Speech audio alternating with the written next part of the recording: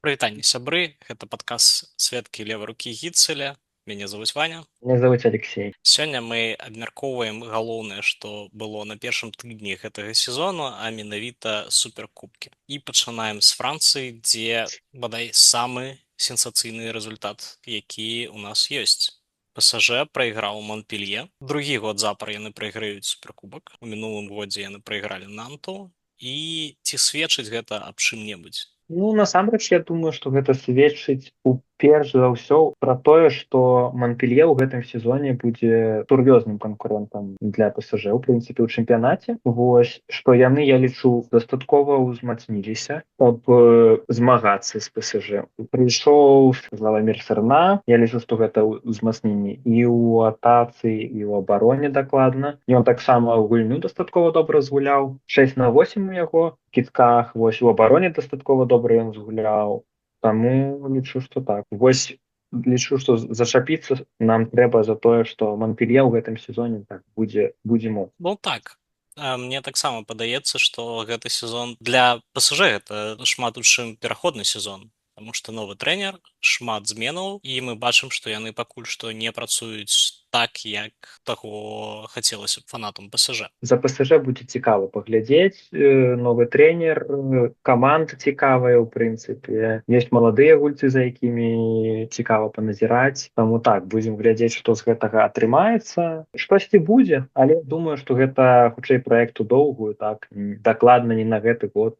Якія-то задачы там вялікія ставяць в клубе. Ну, у клубе заўсёды ставяцца найвышэйшыя задачы, але Ну, і для Монпелье гэта таксама тое ж самае. Монпелье ў гэтым годзе выглядае так, нібы ім не хочацца яшчэ раз прапусціць лігу чэмпіён. І ў іх ёсць склад, і больш за ўсё мне будзе цікава, калі Монпелье і Нант скінуць ПСЖ з гэтых двух першых прыступак. ну, ведаеш, Магчыма, і ў гэтым годзе мы гэта зможам убачыць. Не 100% імавернасць, канешне, гэтай падзеі, але думаю, што шансы дакладна ў гэтым сезоне будуць. На маю думку, галоўнай праблемай ПСЖ на дадзены момант з'яўляецца кіперская лінія. Вось там ёсць Грэн, другі нумар, ён не такі ўжо і моцны, і тут усё залежыць ад таго, як пойдзе ў Грэна. А Грэн маладзей не становіцца, і не тое, каб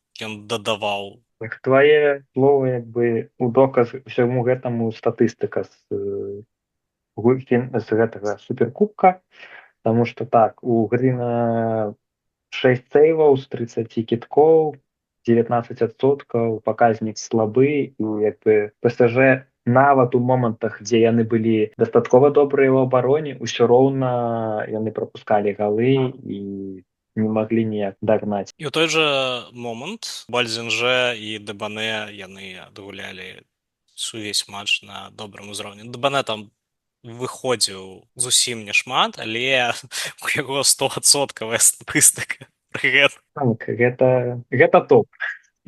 Статыстыка ў яго топ. Ну што, давай крыху кранемся Нанта. Мне падаецца, што Нант таксама будзе ў замесе за чэмпіёнства у гэтым годзе, таму што яны быццам бы самыя стабільныя з усіх трох каманд. У іх няшмат што змянілася. Яны добра гулялі ў мінулым сезоне, што ў Еўропе, што Францыі. І вось гэтая стабільнасць можа быць тым сродкам, за кошт якога яны дабудуць чэмпіёнства. Пагаджуся з табой у гэтым плане.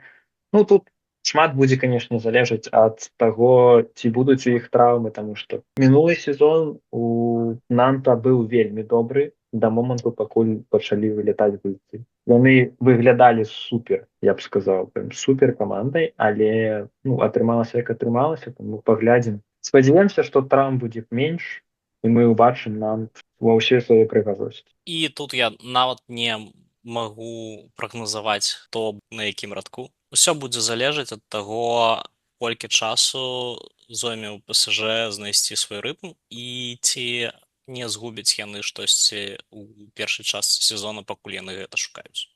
Калі яны ўсё знойдуць, то гэта, адсоткаў на 80 чэмпіёнства, толькі па складзе, толькі па традыцыях. Але калі не, то будзе вельмі добра для для тых фанатаў, які не любяць ПСЖ, якія хочуць, каб штосьці змянілася.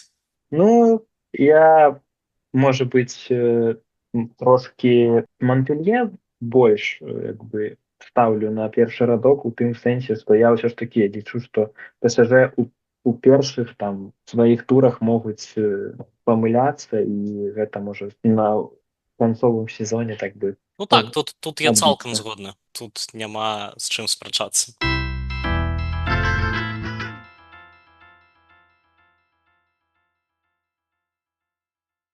Што ідзем далей туды? Ідзем далей, пераходзім да Гішпаніі і Партугаліі. Вось толькі-толькі завяршыўся турнір пад назвай Суперкопа Іберыка, дзе гуляюць чэмпіёны, віцэ-чэмпіёны Гішпаніі і Партугаліі. Скончыўся ён, як гэта будзе вось, чырвонай стужкай будзе праходзіць праз увесь гэты выпуск серыі сямёрыкаў, дзе Барса ўсё ж узяла сваё і была лепей за Спортинг.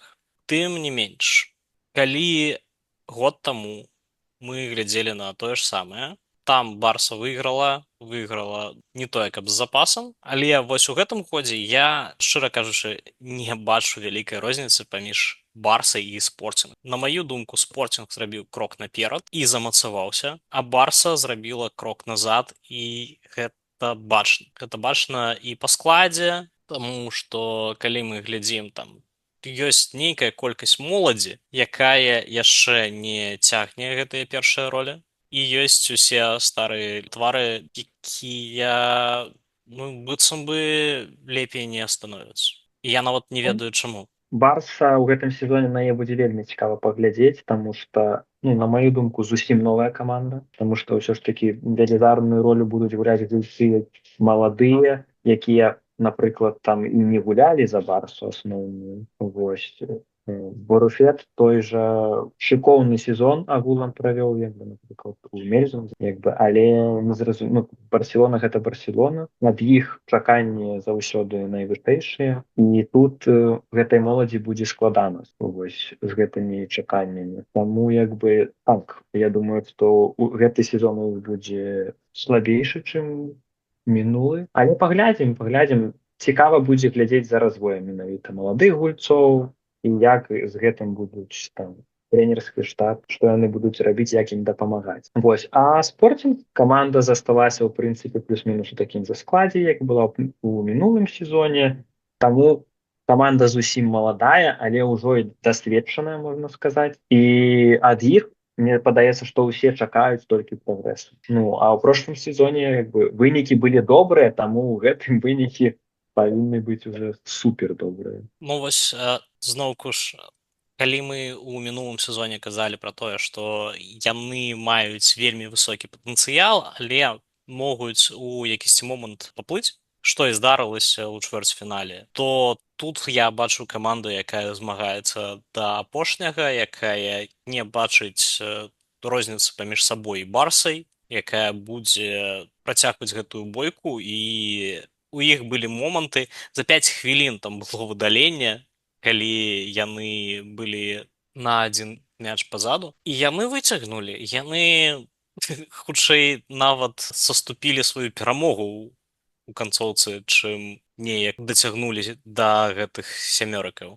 Таму sky is the limit, тут толькі так. Адсоткава пагаджуся ў гэтым плане. У гэтай каманды як бы так абмежаванняў няма. Калі яны будуць у фінале 4, калі яны ў прынцыпе перамогуць у лізе чэмпіёнаў, не скажу, што я буду супер здзіўлены. Так, гэта будзе адносная сенсацыя, ўсё ж такі там хапае каманд моцных, але мы не скажам, што гэта было штосьці вау, з чаго мы не чакалі, таму што насамрэч яны ўжо выглядаюць так, як каманда супер дасведчаныя, яны ведаюць, што рабіць, яны ведаюць, як вяртацца ў гульні, у якія ім трэба вярнуцца, калі прайграюць там шмат. І яны гэтым мне спадаецца, што усё ў іх будзе добра ў гэтым сезоне. Ну, канешне, як бы заўсёды фактар траўм ён можа несці сваё. Вось. А так, Спортинг глядзець заўсёды прыемна, таму думаю, што ў гэтым сезоне дакладна шмат гульняў у лізе чэмпіёнаў мы паглядзім з задавальненнем. Для мяне гэта выглядае так, што чвэрцьфінал гэта рэалістычны сцэнар,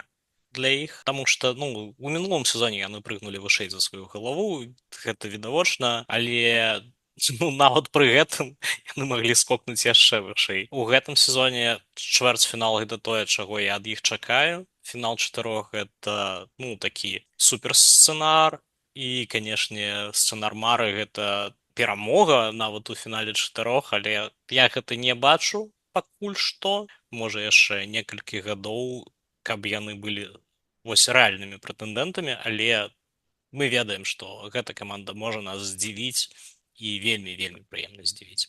Адзінае, што, канешне, група ў іх супер складаная атрымалася ў лізе чэмпіёнаў, і тут калі так на яе глядзець, то хутчэй за ўсё спортинг гэта 3-4 месца. Вось, як бы не першае, не другое. Але і ў прошлым сезоне там мала хто чакаў, што яны ўдвое заб'юцца, таму чаму б не? У таго ж Берліна складаны графік, не такі разнастайны склад, каб гуляць і ў Бундеслізе, і ў Лігі чэмпіёнаў. Магчыма, ну, конечно, ёсць Ольборг і Вестбрэм, якія ўсе свае сілы на Лігу чэмпіёнаў кідаюць, але паглядзім. Цікава будзе паглядзець заўсёды, як бы на спорт. Будзем глядзець.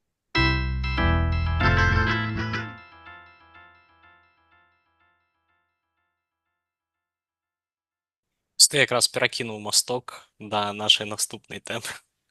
Гэта Так. суперкубак Нямецчыны, дзе ўсё таксама вырашылася ў серыі сямёрыкаў і дзе было якраз пацвярджэнне твайго тэзісу пра Берлін.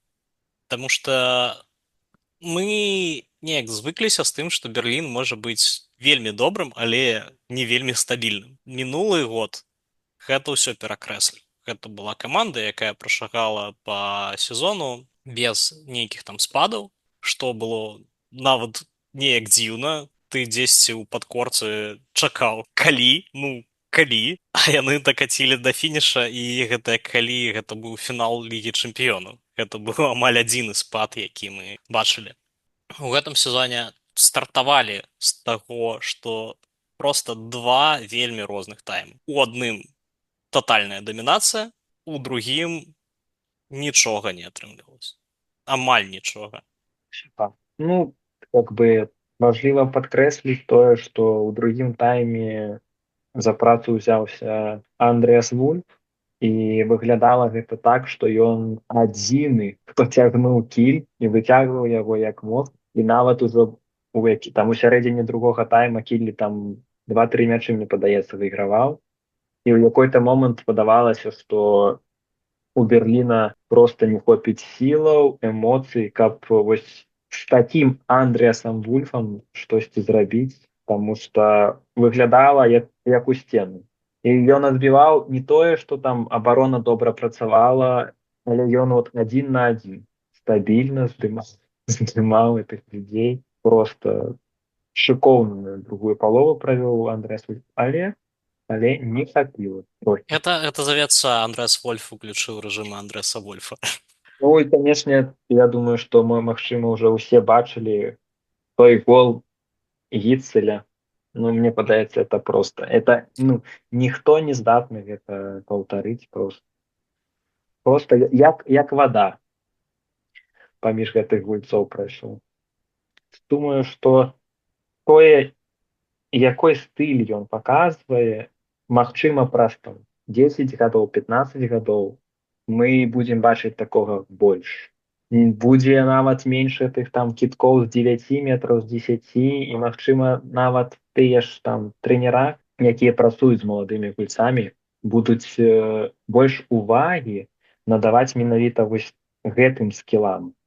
Адчуванне кантакту, калі чалавек адчувае, што яго, умоўна, там правая рука на правым баку, то можна ў левы разварачвацца. І такое. Ну, вось, я думаю, што, магчыма, у гэтым накірунку пойдзе гандбол, таму што, ну, Гітцель гэта такое.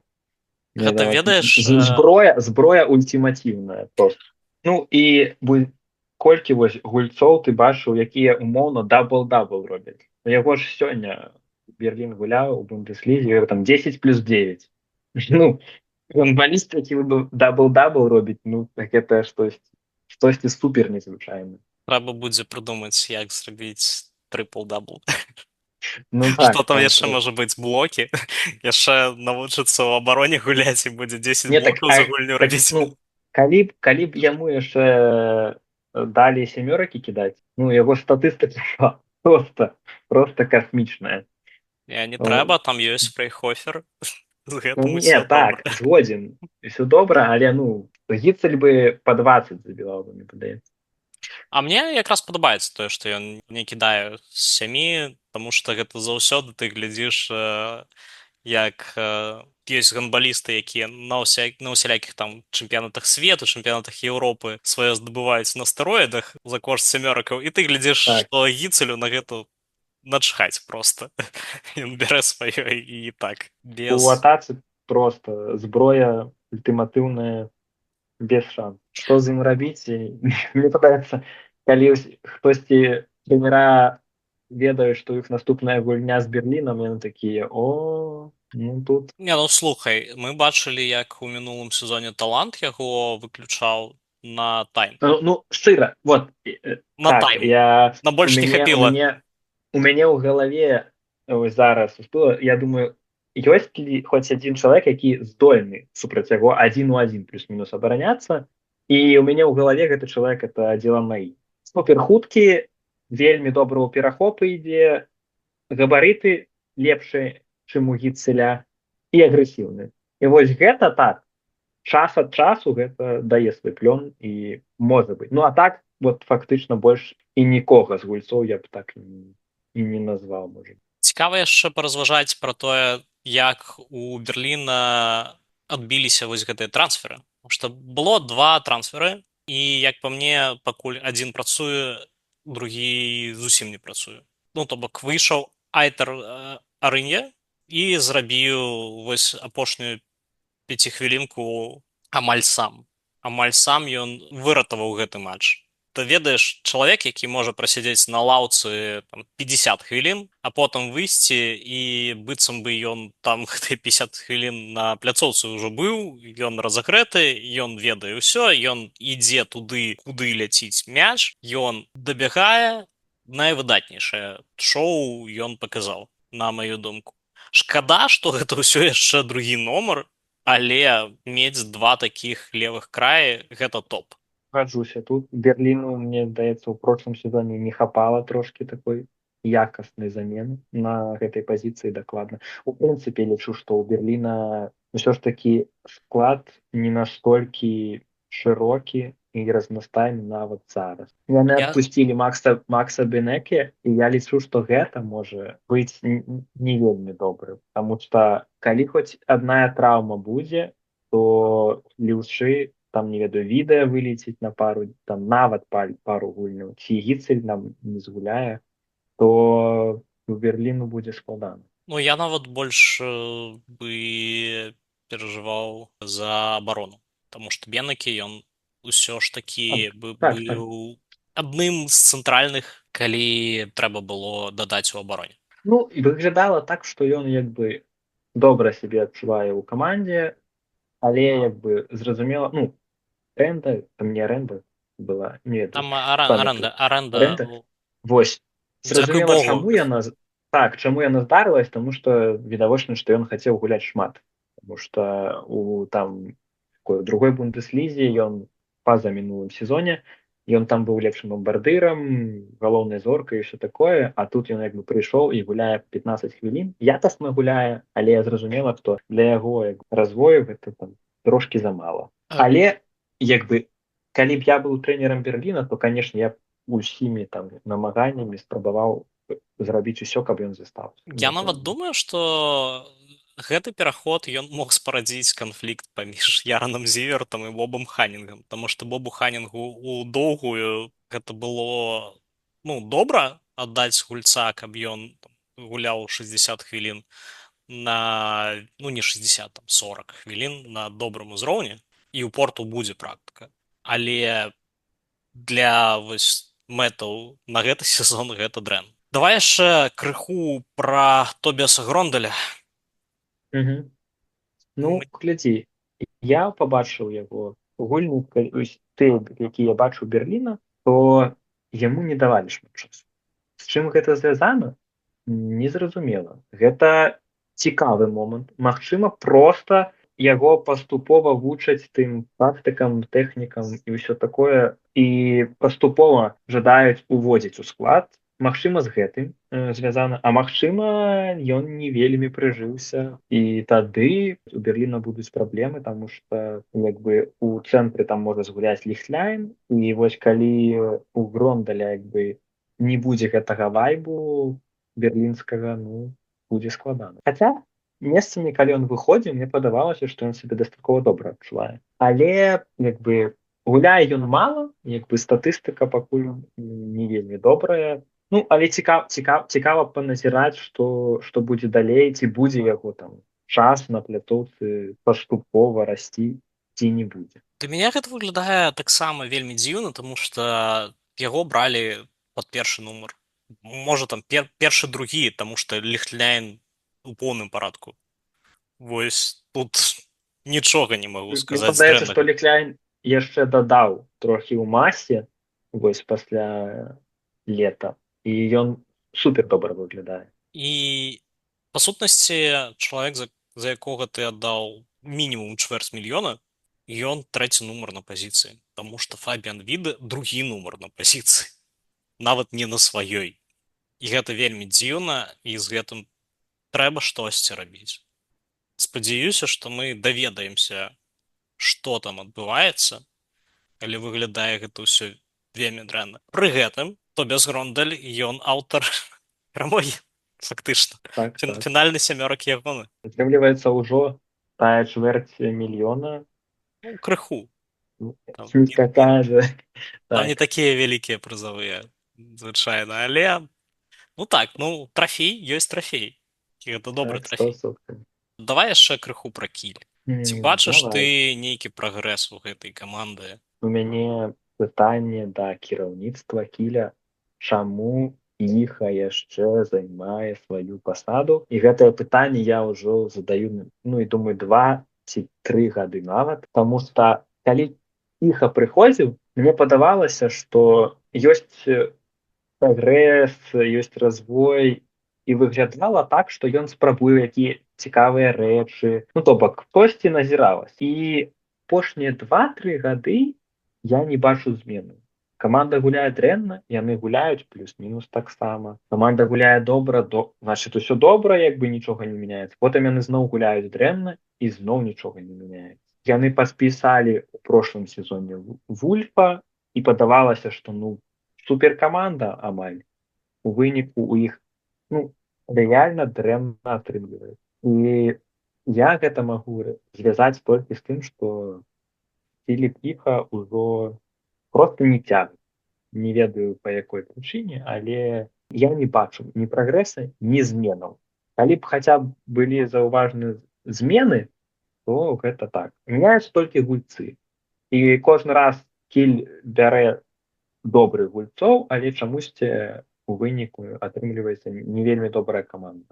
І тут пытанне трэба задаваць так. Да кіраўніцтва, да Філіпа Іхі, думаю, вось так. Я чакаю змену трэнера, хутчэй за ўсё дачакаюсь у канцы сезона.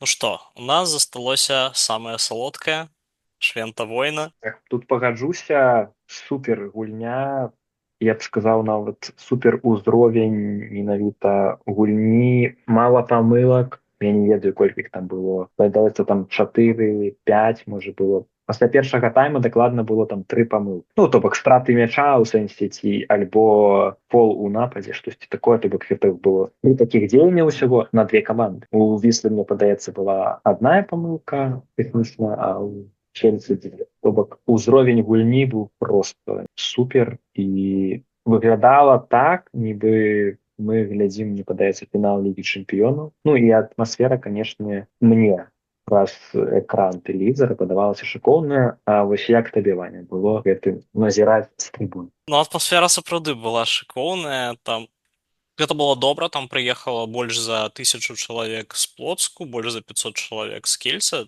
Выглядала, канешне, ну так прыкладна 2 к 3. недзе такія суадносіны былі. І ну сапраўды такога ты не пабачыш больш нідзе ў Польшчы. На кубку гэтага няма, таму што арэны маленькая, а вось тут ну так сутыкненне такое сур'ёзнае, вельмі вельмі сур'ёзнае. На пляцоўцы тое, што было, мне у цэлым спадабалася, чаго мне не хапіла, гэта тут ужо дзве каманды забылі пра тое, што з 9 метраў таксама можна кідаць. Штосьці там спрабаваў выратаваць для мяне, для вось асабіста для мяне Мелвін Річардсон, які стаў MVP гэтага матчу, таму што ну там бачна просто прорва паміж ім і астатнімі. Там розніца настолькі вялікая. Я не памятаю, каб у Польшчы гуляў чалавек, які настолькі ў прайме. Вось просто чалавек, якога будуць там намінаваць на гульца сезону, калі ён працягне у тым жа духу. Для яго можа нават добра, што ён сышоў з Барселоны, таму што тут ён нумар адзін і тут ён максімальна раскрывае свой патэнцыял. Я тут пагаджуся. Адзінае пытанне, якое ўзнікла, чаму ён не гуляў у другой палове. Ён выходзіў толькі кідаць сеньякі, і мне падаецца, ён не згуляў там ні хвіліны, і пытанні па яго здароўю застаюцца, я так разумею, таму што калі яго проста не карысталіся, гэта супер дзіўна. Калі у цябе на банкі сядзіць такі гулец, і ты яго там з 30 хвілін толькі на сеньякі яго выпускаеш, я ну шчыра, я быў бы нерэальна здзіўлены. Тым больш гэта гулец, які супер пасуе гэтаму трэнеру, які вельмі добра гуляе адзін у адзін, які адзін можа вырашыць эпізод, і то бок ну дзіўна было яго не бачыць. Але так, ён першым тайме ён як бы выглядаў як лепшы гулец на пляцоўцы. На другой палове, дарэчы, выглядаў набытак Кельцы добра, супер добра сказаў Влах. Мне падаецца, он супер таксама правёў гульню і дапамог. І дарэчы, ты казаў, што не было кідкоў з 9 метраў. Мне падаецца, што Дусыбаеў спрабаваў з Кадахам, чтоб штосьці было. У выніку ён убачыў, што гэта не працуе, і Кельцы так паступова 4-5 мячэй яны вялі, і ў канцы выглядала так, што Плоцк ужо ведаў, што будзе рабіць Кельцы, і ім не хапіла гэта. І што можна было зрабіць заменку Кадаха там на пару атак, каб была якая-нибудь пагроза. 9 метраў, магчыма, каб абарона трошки бы по-іншаму дзейнічала Віслы, таму што ў канцы у Кельцы былі праблемы. Вот, Слухай, у канцы мы нават пабачылі такую камбінацыю гульцоў на пляцоўцы, як Улах Яндрашчык, што выглядала ну вельмі дзіўна, таму што быццам бы абодва павінны гуляць у цэнтры. Але ну окей, два на нагах, добра. Але Кельца ўсё ж тыя ж самыя праблемы. Мы гэты сюжэт бачылі цягам мінулага сезону колькі разоў? 3-4, калі Кельцы вядзе, не мае ніякіх праблем і пачынае ствараць праблемы самім сабе. Ну, тут як бы Кельцы застаюцца брамнік і гульцы, якія будуць з 9 метраў здабываць галы.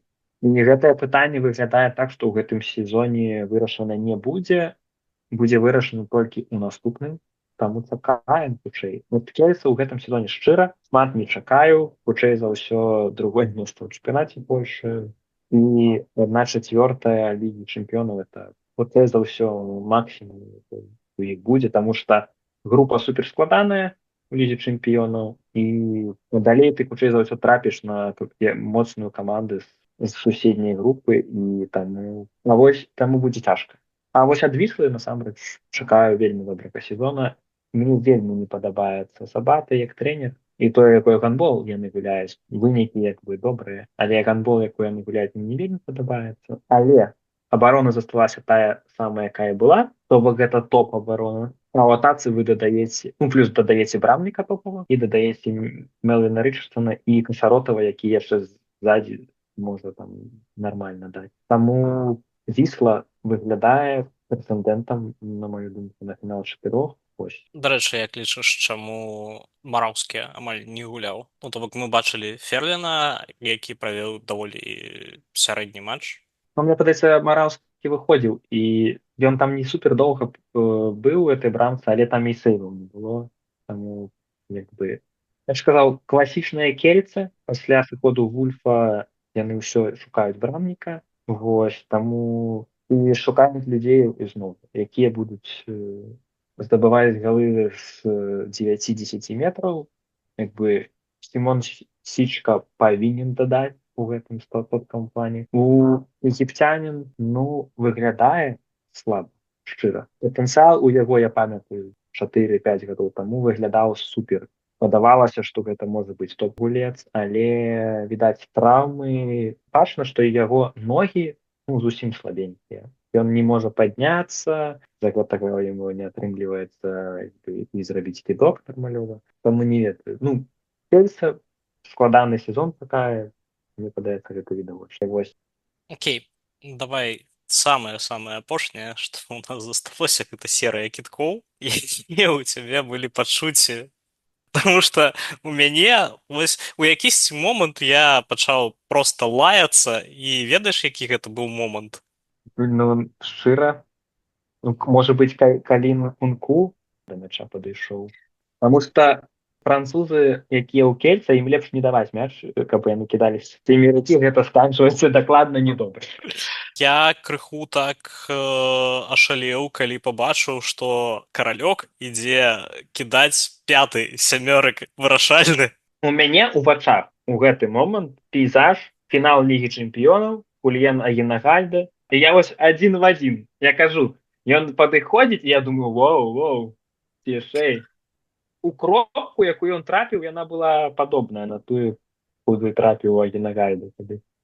Тым не менш, вось гэта, ну, ведаеш, гэта паказаць, што ты нічога не баішся, калі ты трэнер і ставіш 5-м гульца, які не кідае сямёракі ніколі. Ну да, я, дарэчы, мне падаецца, ніколі ў жыцці не бачыў, каб Артём кідаў семярык, таму шчыра. Ён быў здзіўлены. Так, ну кажу, але вось тая карцінка, яна была вось... Я бачыў. Фінал Лігі Чэмпіёнаў. Вось.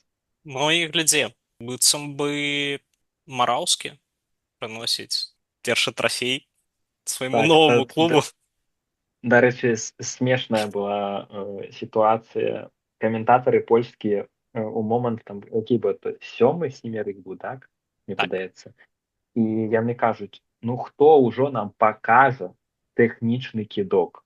Ну, вы ўсе кідаеце там на моц, і ідзе за мячом Краеўскі, і іншы каментатар жартуе, што зараз Краеўскі пакажа тэхнічны моцны жук. У першая тэмпа. І Краеўскі паказвае тэхнічны, але не моцны. Зусім тое, што ён ніколі не робіць. І каментатор такой, опс, вось, это было, ну, так смешна, я посмеяўся з гэтага, таму што это выглядала так, што... Давай яшчэ хацеў, твае якія думкі наконт Віслы ў гэтым сезоне? Чакаеш ад іх? На жаль, так.